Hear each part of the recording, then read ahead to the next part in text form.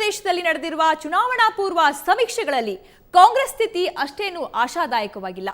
ಸ್ವಾತಂತ್ರ್ಯದ ನಂತರ ಕಾಂಗ್ರೆಸ್ ಸಹಜವಾಗಿ ಇಲ್ಲಿ ಬಲಿಷ್ಠವಾಗಿತ್ತು. ಎಮರ್ಜೆನ್ಸಿ ನಂತರ ನಡೆದ ಚುನಾವಣೆಗಳು ಮತ್ತು ಅಟಲ್ ಬಿಹಾರಿ ವಾಜಪೇಯಿ ಅಲೆ ಜೋರಾಗಿದ್ದ ಕಾಲದ ಚುನಾವಣೆಗಳಲ್ಲಿ ಇಲ್ಲಿ ಕಾಂಗ್ರೆಸ್ ಮಣ್ಣು ಮುಕ್ಕಿದ ಅನುಭವ ಪಡೆದಿದೆ.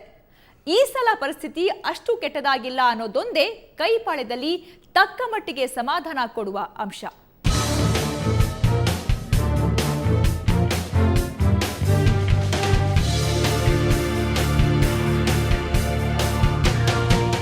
ನೆಹರು ಮನೆತನದ 5 ತಲೆಮಾರುಗಳು ರಾಜಕೀಯ ನಡೆಸುತ್ತಿರುವುದು ಇದೇ ಉತ್ತರ ಪ್ರದೇಶದಿಂದ. ಅಲಹಾಬಾದ್ ಪಂಡಿತ್ ಜವಾಹರ್ಲಾಲ್ ನೆಹರೂರ ಹುಟ್ಟೂರು. ಇನ್ನು ಇಂದಿರಾ ಗಾಂಧಿ ಮದುವೆ ಮಾಡಿಕೊಂಡಿದ್ದು ರಾಯಬರೇಲಿಯ ಫಿರೋಜ್ ಗಾಂಧಿಯವರನ್ನ. ಅದೇ ರಾಯಬರೇಲಿಯಿಂದ ಈಗ ಸೋನಿಯಾ ಗಾಂಧಿ, ಪಕ್ಕದ ಅಮೇಥಿಯಿಂದ ರಾಹುಲ್ ಗಾಂಧಿ ಗೆದ್ದಿದ್ದಾರೆ. ಅಷ್ಟೆಲ್ಲ ಇದ್ರೂ ಉತ್ತರ ಪ್ರದೇಶ ಈ ಸಲ ಕಾಂಗ್ರೆಸ್ ಪಾಲಿಗೆ ಕಬ್ಬಿಣದ ಕಡಲೆಯಾಗುವ ಲಕ್ಷಣಗಳಿವೆ. रही बात कांग्रेस की, उसकी स्थिति सबसे दयनीय है, सबसे ज्यादा दयनीय है, खराब है.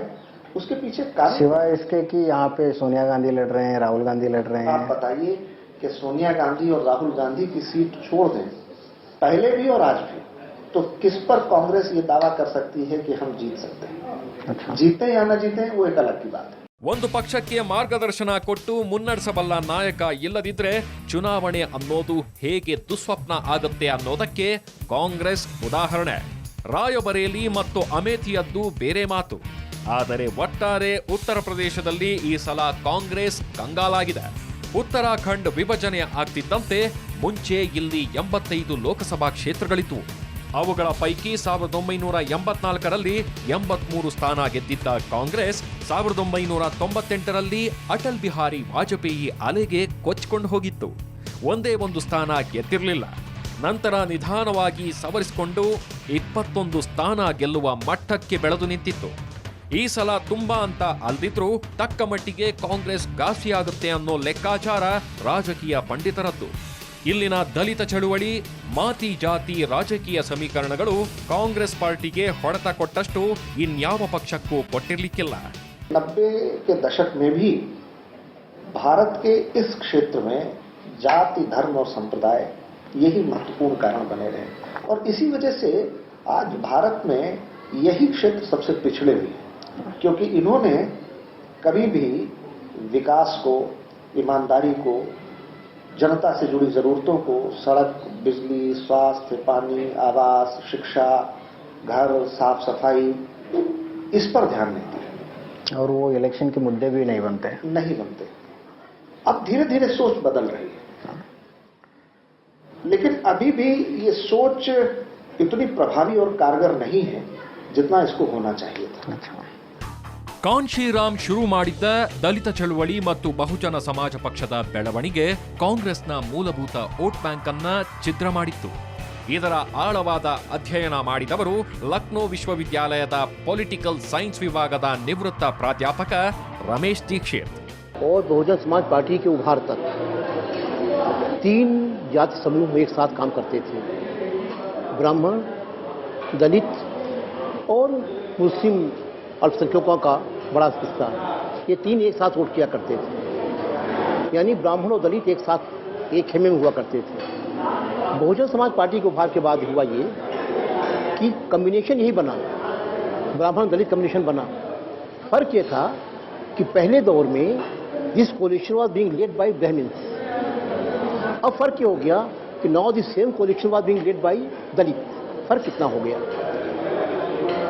अलायंस वही है, समीकरण वही है, फर्क कितना हो गया? और निश्चित तौर पर कांग्रेस पार्टी के पतन का एक यही कारण है कि कांग्रेस पार्टी का जो पक्का वोट था वो वोट बसपा के पास चला गया और इसीलिए कांग्रेस पार्टी की संख्या में इतनी कमी आ गई, विधानसभा में भी और लोकसभा में भी. ಅಷ್ಟೆಲ್ಲ ಆದ ನಂತರ ಉತ್ತರ ಪ್ರದೇಶದಲ್ಲಿ ಕಾಂಗ್ರೆಸ್ನ ಶಕ್ತಿ ಕುಂದತ್ತೆ ಹೊರತು ಬಿಎಸ್ಪಿ ಅಧಿಕಾರಕ್ಕೆ ಬರುವ ಮಟ್ಟಿಗೆ ಬೆಳೆದಿರಲಿಲ್ಲ.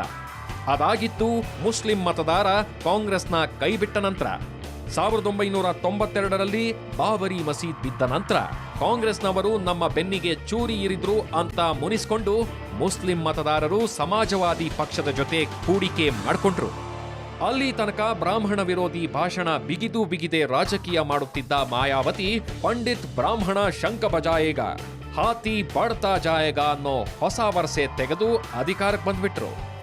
पिछली बार जो बीएसपी जीती थी उस वक्त कैसे कास्ट पॉलिटिक्स वर्कआउट हुआ था, ब्राह्मण और दलित कॉम्बिनेशन?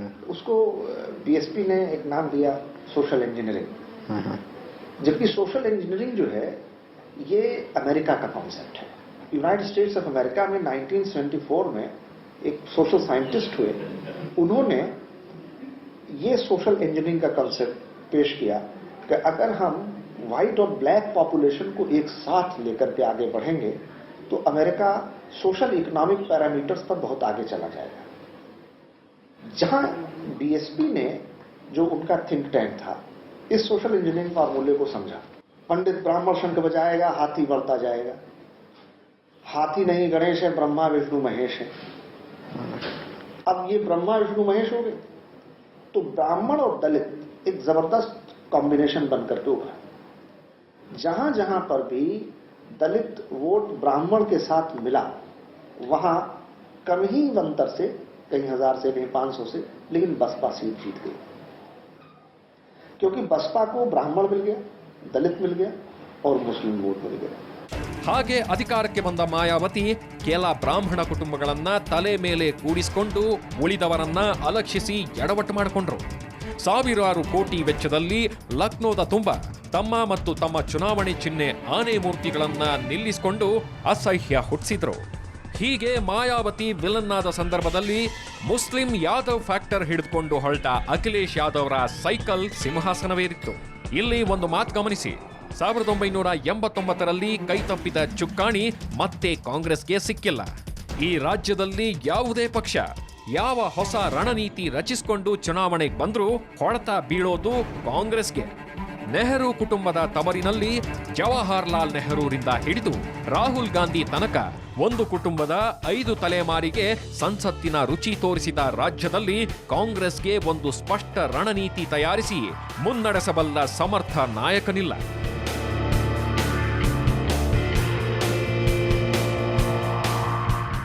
ಇದು ಉತ್ತರ ಪ್ರದೇಶ ರಾಜ್ಯದ ರಾಜಕೀಯ ಚಿತ್ರಣ. ಈ ಚಿತ್ರಣವನ್ನ ಹಿನ್ನೆಲೆಯಾಗಿಟ್ಕೊಂಡು ನೋಡಿದ್ರೆ ಮೋದಿ ಅಲೆ ತುಂಬಾ ಸರಳವಾಗಿ ಭಾರತೀಯ ಜನತಾ ಪಕ್ಷವನ್ನ ಮುನ್ನಡೆಸಿಬಿಡುತ್ತೆ ಅಂತ ನಂಬೋದು ಕಷ್ಟ. ಇಲ್ಲಿನ ರಾಜಕೀಯ ಪಂಡಿತರು 2.5 ವರ್ಗಗಳ ಒಂದು ಇಂಟ್ರೆಸ್ಟಿಂಗ್ ಥಿಯರಿಯನ್ನ ಎದುರಿಗೆ ಇಡ್ತಾರೆ. ಆ ಥಿಯರಿಯ ಪ್ರಕಾರ ನರೇಂದ್ರ ಮೋದಿ ಗಮ್ಯ ತುಂಬಾ ದೂರ ಇದೆ. ಹಾಗಾದ್ರೆ ಅದೇನದು 2.5 ವರ್ಗಗಳ ಥಿಯರಿ?